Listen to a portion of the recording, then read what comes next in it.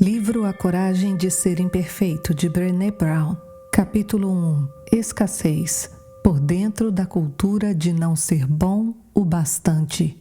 Após realizar essa pesquisa durante 12 anos e observar o avanço do conceito da escassez, que passou a assolar nossas famílias, organizações e comunidades, chego à conclusão de que já estamos cansados de sentir medo.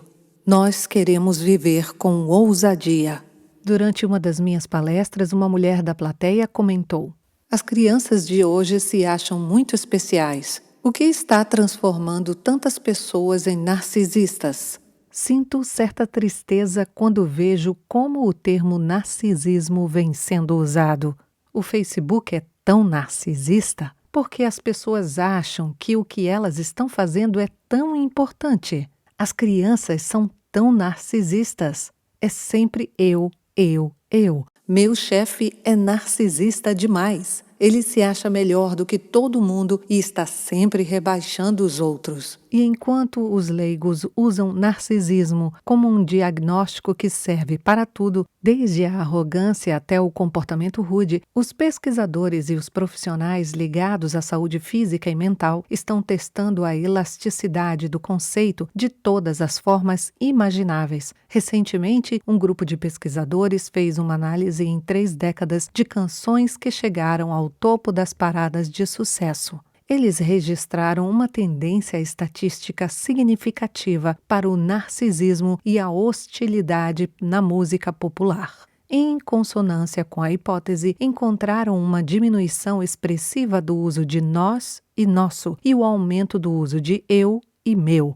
Os pesquisadores também relataram um declínio das palavras relacionadas à solidariedade e emoções positivas e um aumento das palavras relacionadas à ira e comportamentos antissociais como ódio e matar. 2 pesquisadores da equipe, Jean Twenge e Kate Campbell, autores do livro The Narcissism Epidemic, a epidemia do narcisismo, argumentaram que a incidência do transtorno de personalidade narcisista mais que dobrou nos Estados Unidos nos últimos 10 anos. Então é isso? Estamos cercados de narcisistas? Nós nos transformamos em uma sociedade de pessoas egoístas e pretensiosas que só se interessam por poder, sucesso, beleza e em se tornarem importantes? Será que estamos com o ego tão inflado que acreditamos ser superiores mesmo quando não estamos contribuindo com nada relevante nem produzindo algo de valor? Se você é como eu,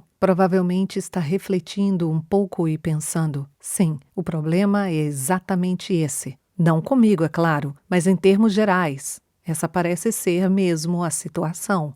É reconfortante ter uma explicação, principalmente uma que faça que nos sinta melhor a respeito de nós mesmos e deposite a culpa nos outros. Na verdade, sempre que escuto pessoas usarem o argumento do narcisismo, ele geralmente vem acompanhado de um tom de desprezo, raiva e julgamento. Nossa primeira inclinação é curar os narcisistas, colocando-os em seu devido lugar. Não importa se estou falando com professores, grandes executivos ou meus vizinhos, a reação é a mesma. Esses egocêntricos têm que saber que não são especiais, que não estão com essa bola toda, que não são os reis da cocada preta e que precisam descer do salto alto.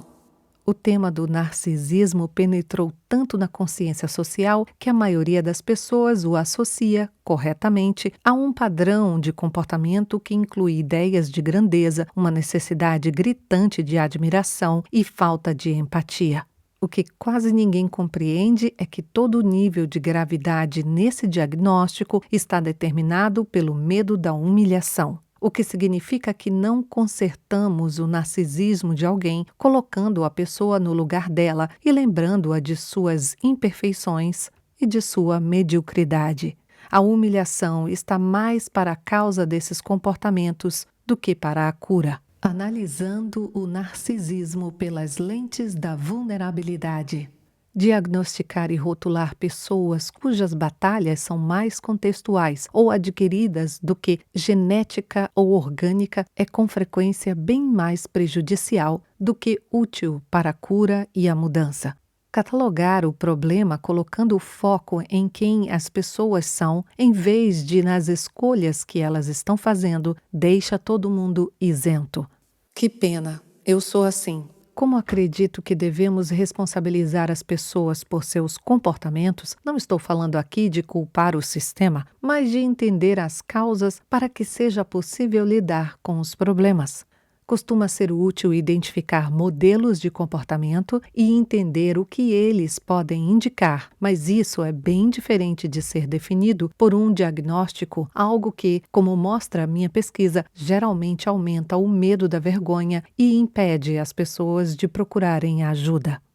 Precisamos compreender essas tendências e influências comportamentais, mas considero mais proveitoso e até mais transformador, em muitos casos, examinar os modelos de comportamento pelas lentes da vulnerabilidade. Por exemplo, quando analiso o narcisismo sob esse ponto de vista, enxergo o medo da humilhação de ser alguém comum.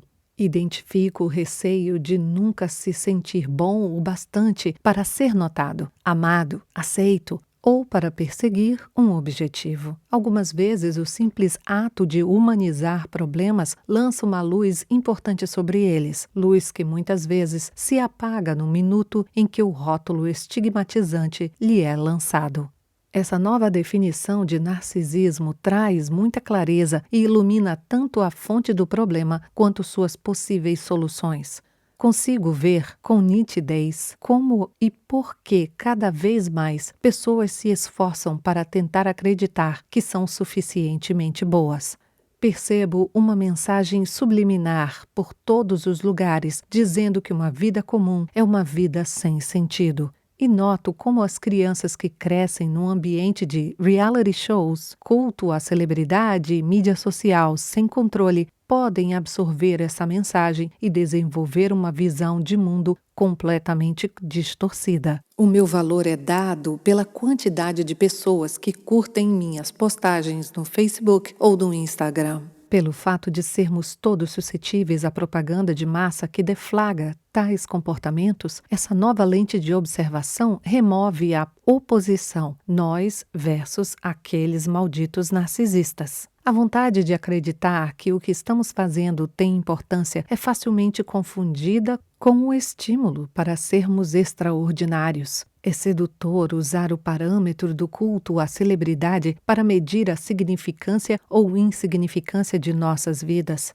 As ideias de grandeza e a necessidade de admiração parecem um bálsamo para aliviar a dor de sermos tão comuns e inadequados. Sim, esses pensamentos e comportamentos, no final, causam mais dor e levam a mais isolamento.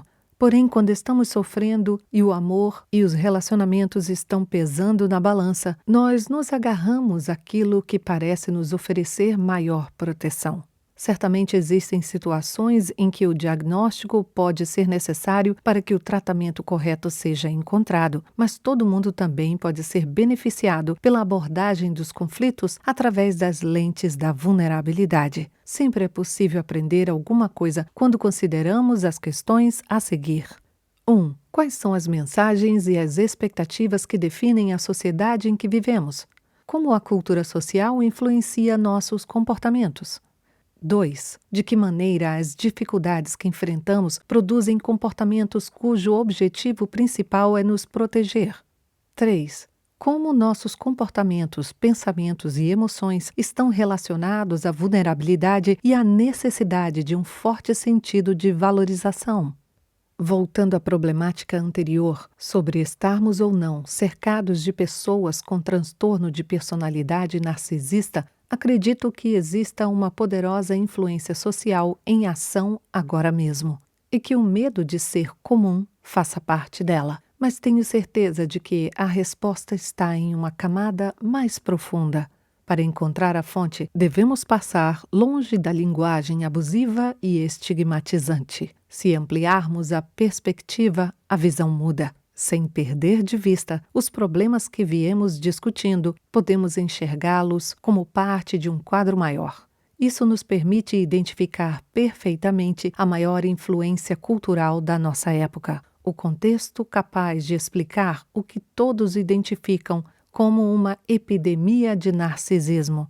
Além disso, ele também proporciona uma visão panorâmica das ideologias, dos comportamentos e dos sentimentos que estão transformando lentamente quem nós somos e a maneira como vivemos. Nos relacionamos, trabalhamos, lideramos, cuidamos dos filhos, governamos, ensinamos e nos conectamos uns com os outros. Esse contexto a que me refiro é a nossa cultura da escassez. Escassez. O problema de nunca ser bom o bastante. Um aspecto crucial do meu trabalho é encontrar uma linguagem que expresse com precisão os dados obtidos e também seja profundamente compreendida pelos participantes da pesquisa. Quando as pessoas ouvem ou leem a frase nunca ser ... o bastante, levam apenas alguns segundos para começarem a preencher as lacunas. 1. Nunca ser bom o bastante. 2. Nunca ser perfeito o bastante. 3. Nunca ser magro o bastante. 4. Nunca ser poderoso o bastante. 5. Nunca ser bem-sucedido o bastante. 6. Nunca ser inteligente o bastante. 7. Nunca ser correto o bastante. 8. Nunca ser seguro o bastante. 9. Nunca ser extraordinário o bastante. Uma de minhas autoras favoritas sobre escassez é Lynn Twist, a ativista global e arrecadadora de fundos sociais. Em seu livro The Soul of Money, A Alma do Dinheiro, ela se refere à escassez como a grande mentira. Lynn escreve: "Para mim e para muitos de nós, o primeiro pensamento do dia, ainda na cama, é: não dormi o suficiente. O seguinte é: não tenho tempo suficiente." Esse pensamento de não suficiência vem a nós automaticamente, antes mesmo de podermos nos dar conta de sua presença ou examiná-lo. Passamos a maior parte de nossas vidas ouvindo, explicando, reclamando ou nos preocupando com o que não temos em quantidade ou grau suficiente. Antes de nos sentarmos na cama, antes de nossos pés tocarem o chão, já nos sentimos inadequados, já ficamos para trás, já perdemos, já damos falta de alguma coisa e quando voltamos para a cama à noite, nossa mente recita uma ladainha de coisas que não conseguimos ou não fizemos naquele dia. Vamos dormir com o peso desses pensamentos e despertamos para lamentar mais faltas.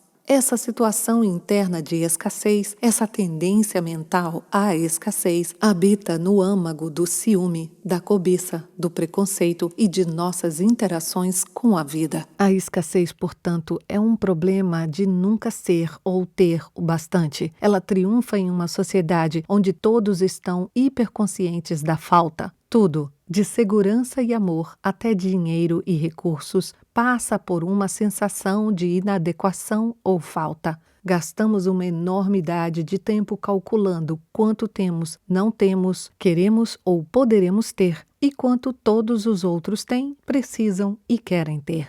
O que torna essa avaliação constante tão desoladora é que quase sempre comparamos nossa vida, nosso casamento, nossa família e nosso trabalho com a visão de perfeição inatingível propagada pela mídia, ou então comparamos nossa realidade com a visão ficcional de quanto alguém próximo de nós já conquistou. A nostalgia do passado também é uma forma perigosa de comparação. Repare com que frequência você compara a sua vida atual com uma lembrança de bem-estar que a nostalgia editou em sua mente, mas que nunca existiu de verdade. Se lembra de quando... os bons tempos. A fonte da escassez. A escassez não se instala numa cultura da noite para o dia. O sentimento de falta e privação floresce em sociedades com tendência à vergonha e à humilhação e que estejam profundamente enraizadas na comparação e despedaçadas pela desmotivação. Quando menciono uma cultura com tendência à vergonha, não quero dizer que tenhamos vergonha de nossa identidade coletiva, mas que há muitos entre nós sofrendo com a questão da desvalorização que vem modelando a sociedade. Nos últimos 10 anos, testemunhei grandes mudanças no zeitgeist do meu país. Identifiquei essas transformações por meio da coleta de dados e as reconheci nos rostos das pessoas que me encontrei, entrevistei e com quem conversei. O mundo nunca esteve numa situação tranquila, mas a década passada foi tão traumática para um grande número de pessoas que isso chegou a causar mudanças em nossa sociedade. Passamos pelo 11 de setembro por várias guerras, recessão, desastres naturais de enormes proporções e pelo aumento da violência gratuita e dos assassinatos em escolas. Testemunhamos acontecimentos que vêm dilacerando nossa sensação de segurança com tamanha força que nós os vivenciamos como traumas pessoais, mesmo sem estarmos envolvidos neles de forma direta. E quando se trata do número impressionante de desempregados e subempregados em diversas partes do mundo, é como se todos estivéssemos sido diretamente afetados ou fôssemos próximos de alguém que passou ou esteja passando por isso. A preocupação com a escassez é a versão da nossa cultura para o estresse pós-traumático. Ela surge depois que estivemos no limite por muito tempo e, em vez de nos unirmos para resolver o problema, o que requer vulnerabilidade, ficamos zangados e assustados. Não é apenas a sociedade mais ampla que está sofrendo. Encontrei as mesmas dinâmicas de isolamento e raiva nas microsociedades da família, do trabalho, da escola e da comunidade. E todas elas compartilham a mesma fórmula de vergonha, comparação e desmotivação.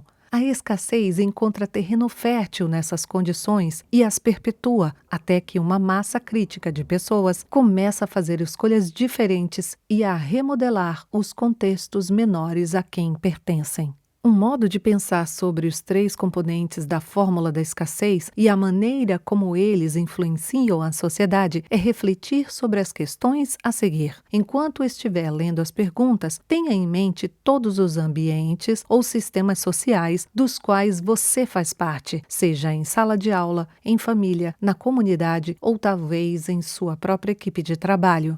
1. Vergonha. O medo do ridículo e a depreciação são usados para controlar as pessoas e mantê-las na linha? Apontar culpados é uma prática comum? O valor de alguém está ligado ao sucesso, à produtividade ou à obediência? A humilhação e linguagem abusiva são frequentes? E quanto ao favoritismo? O perfeccionismo é uma realidade? 2. Comparação. A competição saudável pode ser benéfica, mas a comparação e disputa o tempo todo, velada ou abertamente? A criatividade tem sido sufocada? As pessoas são confinadas a padrões estreitos em vez de serem valorizadas por suas contribuições e talentos específicos? Há um modo ideal de ser ou um tipo de habilidade usado como medida de valor para todos? 3. Desmotivação. As pessoas estão com medo de correr riscos ou tentar coisas novas? É mais fácil ficar quieto do que compartilhar ideias, histórias e experiências? A impressão geral é de que ninguém está realmente prestando atenção ou escutando? Todos estão se esforçando para serem vistos e ouvidos? Quando vejo essas perguntas e penso sobre a nossa macro-sociedade, a mídia e o panorama social, econômico e político, minhas respostas são sim, sim, sim. Quando penso na minha família, sei que essas são as questões exatas que o meu marido e eu tentamos superar todos os dias. Uso a palavra superar porque desenvolver um relacionamento, criar uma família, implantar uma cultura organizacional, administrar uma escola ou promover uma comunidade religiosa, de um jeito que seja fundamentalmente oposto às normas sociais governadas pela escassez, exige consciência, compromisso e muito trabalho, todos os dias. A macrosociedade está sempre exercendo pressão sobre nós e, a não ser que tenhamos vontade de recuar e decidir lutar pelo que acreditamos, o estado permanente da escassez se torna o modus operandi. Somos convocados a viver com ousadia cada vez que fazemos escolhas que desafiam um ambiente social de escassez. O oposto de viver em escassez não é cultivar o excesso. Na verdade, excesso e escassez são 2 lados da mesma moeda. O oposto de escassez é o suficiente, ou o que chamo de plenitude. em sua essência, é a vulnerabilidade, enfrentar a certeza, a exposição e os riscos emocionais, sabendo que eu sou o bastante. Se você retornar aos 3 blocos de perguntas sobre escassez e se perguntar se desejaria ficar vulnerável em algum contexto definido por aqueles valores, a resposta para a maioria de nós é um sonoro não. Se você se perguntar se essas condições o levam a desenvolver o amor próprio e a autovalorização, a resposta é não. Mais uma vez, os elementos mais raros em uma sociedade da escassez são a disposição para assumir nossa vulnerabilidade e a capacidade de abraçar o mundo a partir da autovalorização e do merecimento. Após realizar essa pesquisa durante 12 anos e observar o avanço do conceito de escassez, que passou a assolar nossas famílias, organizações e comunidades, chego à conclusão de que já estamos cansados de sentir medo. Todos queremos ser corajosos. Nós queremos viver com ousadia. Estamos fartos do discurso geral que insiste em perguntar constantemente o que devemos temer e a quem devemos culpar. No próximo capítulo, conversaremos sobre os mitos da vulnerabilidade que abastecem a escassez e sobre como a coragem começa a abrir caminho quando nos mostramos e nos permitimos ser vistos.